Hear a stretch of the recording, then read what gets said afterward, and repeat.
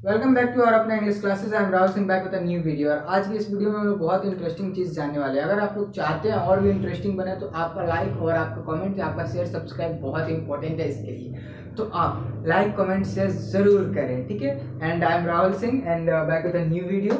और मैं बता दूँ आज का चैप्टर बहुत इंटरेस्टिंग होने वाला है। और मैंने जैसे अभी बताया, अगर आप लोग चाहते हैं और भी इंटरेस्टिंग बने तो आप लोग के प्यार से, आप लोग के सपोर्ट से और ये इंटरेस्टिंग बन सकता है। तो चलिए आज के टॉपिक में बहुत अच्छा चीज़ जानने वाले हैं हम लोग।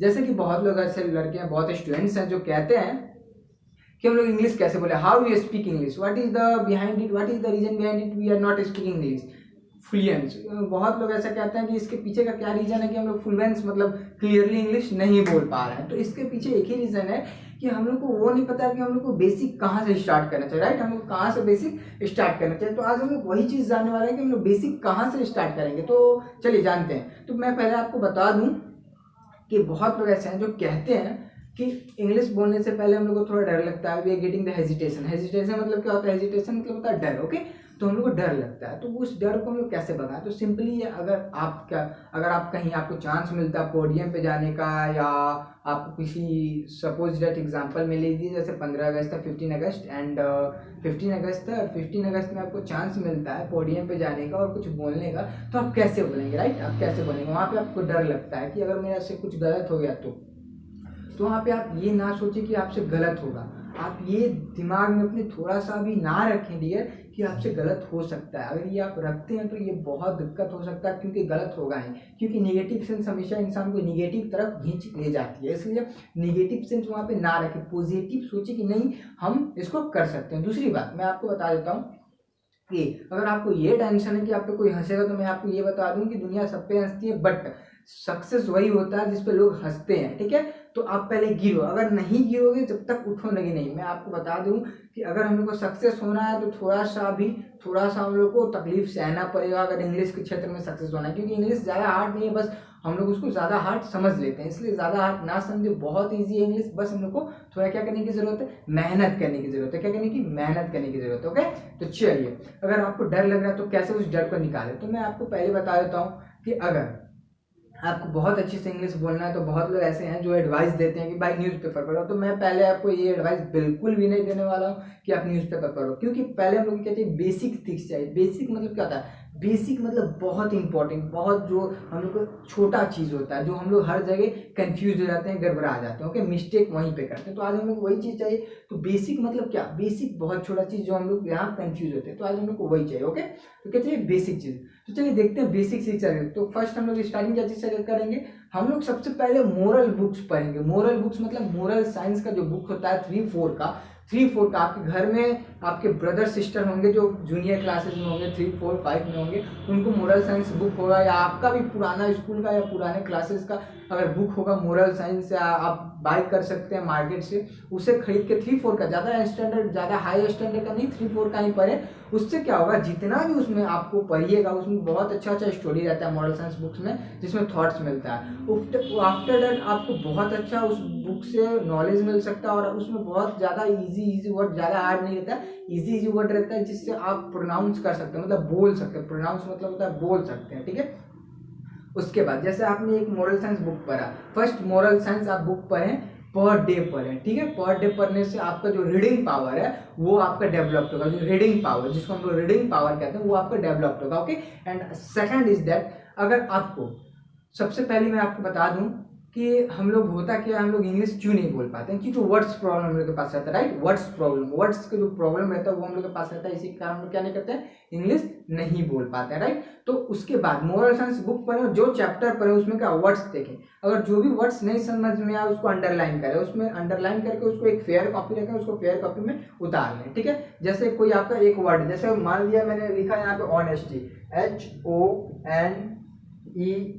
HONESTY, मैंने एक वर्ड लिखा अंडरलाइन किया, ओके, ऑनेस्टी। ओके, क्या मैंने लिखा? Honesty.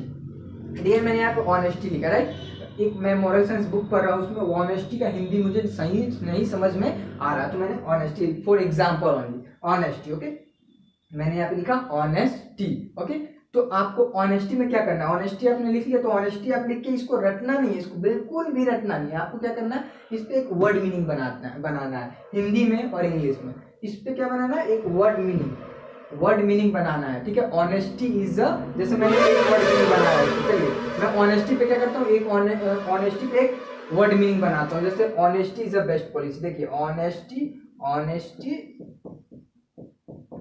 Is a best policy, POLICY। मैंने क्या बनाया यहाँ पे, honesty is a best policy मैंने बनाया। ईमानदारी एक सच्ची नीति है, इसका हिंदी मीनिंग मैंने ट्रांसलेशन निकाला, ईमानदारी एक सच्ची नीति है। Honesty is a best policy, ईमानदारी एक सच्ची नीति है। तो वैसे मैंने अपने से बनाया, यहाँ पे ऑनेस्टी मैंने एक वर्ड निकाला बुक से जिसका हिंदी नहीं पता है, मैंने इसका हिंदी निकाला, डिक्शनरी से निकाला या असिस्टेंट से निकाला या मोबाइल से निकाला, कहीं से भी मैंने निकाल दिया। ओके, निकाल के उस पर एक ट्रांसलेशन हिंदी में पहले बनाया। मैंने क्या किया, हिंदी में एक ट्रांसलेशन बनाया और उस हिंदी ट्रांसलेशन को मैंने क्या किया, इंग्लिश में कन्वर्ट कर दिया, ठीक है। तो वैसे जो वर्ड होगा आपको बहुत अच्छे से बहुत क्लियरली याद हो सकता है। अगर आप इस प्रकार करते हैं तो आपको बहुत क्लियरली याद हो जाएगा, आपको कोई भी प्रॉब्लम नहीं होगा। तो आप ऐसे ही वर्ड याद करें। चलिए मैंने फर्स्ट बताया आप मोरल साइंस बुक पढ़ें, सेकंड बताया कि आप वर्ड्स लिखें और याद करें, वैसे आपको वर्ड्स प्रॉब्लम नहीं होगा। और थर्ड जो कि बहुत इंपॉर्टेंट है, बहुत ज़्यादा इंपॉर्टेंट, थर्ड क्या है, बहुत ज़्यादा इंपॉर्टेंट।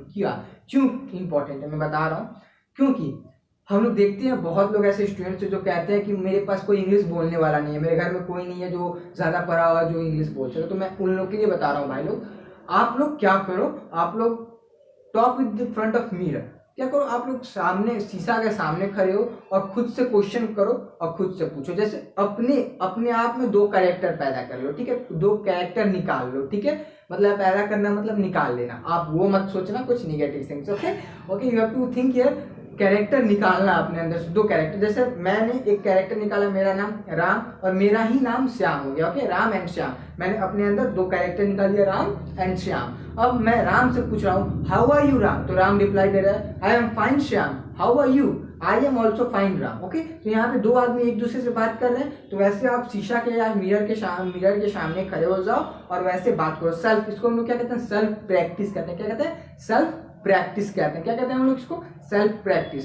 अगर आप ऐसे करते हो तो आपको सेल्फ प्रैक्टिस बहुत इजी क्वेश्चन पूछो, जैसे what is your name, what's your father name, what's your father, what's your mother name, what's your mother, ऐसे टाइप्स के आप क्वेश्चन पूछोगे तो आपको बहुत प्रॉफिट होगा और आपका इंग्लिश हर दिन थोड़ा डेवलप करते जाएगा। अगर आपको इंग्लिश सीखना है तो मैं आपको बता देना चाहता हूँ, आपको एक स्टेप जरूर इंग्लिश के कदम में रखना पड़ेगा, एक स्टेप आपको रखना ही पड़ेगा इंग्लिश के क्षेत्र में, इंग्लिश के सोसाइटी में, तभी आप दूसरा स्टेप जान पाएंगे। क्या कर पाएंगे, तभी आप दूसरा स्टेप जान पाएंगे। इसलिए आप प्लीज इस चीज को फॉलो करें। अगर आप 1 महीना 1 मंथ इसको आप फॉलो करते हो, फर्स्ट क्या करना है, आपको मोरल साइंस बुक पढ़ना है, सेकंड क्या करना है, वर्ड्स लिखने हैं, and third is best that आपको अपने से सेल्फ प्रैक्टिस करना है। घर में भी आप कहीं भी आप सेल्फ प्रैक्टिस कर सकते हो, आपको कोई इंसान की जरूरत नहीं है अपने से। और फोर्थ, जब आपको 1 महीना बाद लगे कि नहीं अब मैं बोल सकता हूँ, कुछ बोल सकता हूँ, तब आप फोर्थ में न्यूज़पेपर है, लास्ट ऑप्शन है newspaper, English newspaper per day पर है।